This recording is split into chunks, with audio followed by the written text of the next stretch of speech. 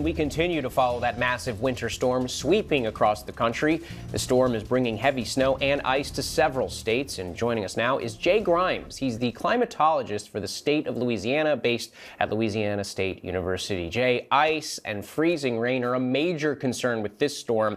Does the state have the resources to salt roads and address power outages? Well, good morning, Andrew. Thanks for having me on. And the truth is, as you can imagine, for a southern state, Louisiana is not built for this. And so we do have some issues.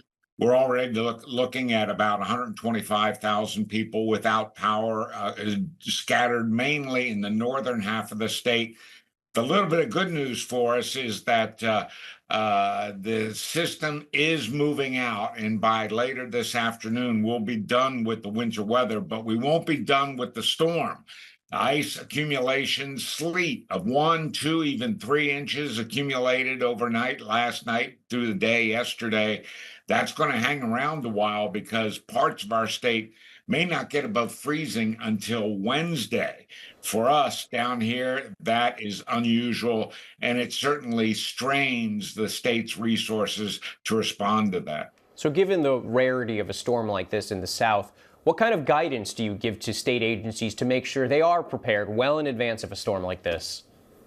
Well, in this case, it's mostly getting to our residents. Our big issue typically with an event like this are the power outages and the fact that, again, our houses down here aren't even designed for this kind of cold. We could be looking at wind chills even in the central and southern part of the state that could get down to the single digits, and wind chills that will be below zero for the northern parishes. And extending that out 3 or 4 days, that certainly becomes problematic. And sadly, we've already had 2 weather-related fatalities.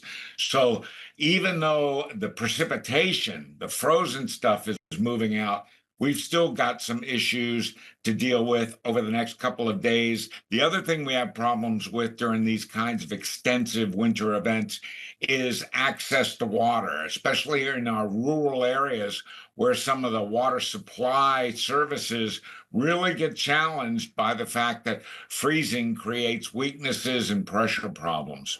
I'm curious, in your decades covering weather and climate in Louisiana, what trends have you been noticing?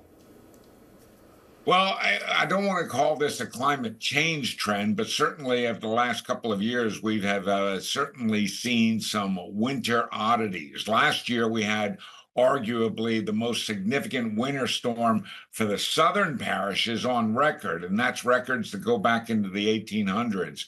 So without question, this nationwide storm is going to leave a serious footprint here in Louisiana. We haven't seen a winter storm like this in our state in at least 5 years. So the last couple of years have been a little problematic in terms of our winters. Yeah, and as a climatologist, what do you make of the sheer size of this storm, stretching some 2,000 miles? Half of all Americans are in its path. What do you make about the size? It's just overwhelming, impressive. And as Brittany and some of your folks have been mentioning, we're really looking at something that's going to be a sort of a national standard, a storm that is so large that it may ultimately rank as one of the largest, if not the largest winter storm, at least in recent history. Jay Grymes, thank you.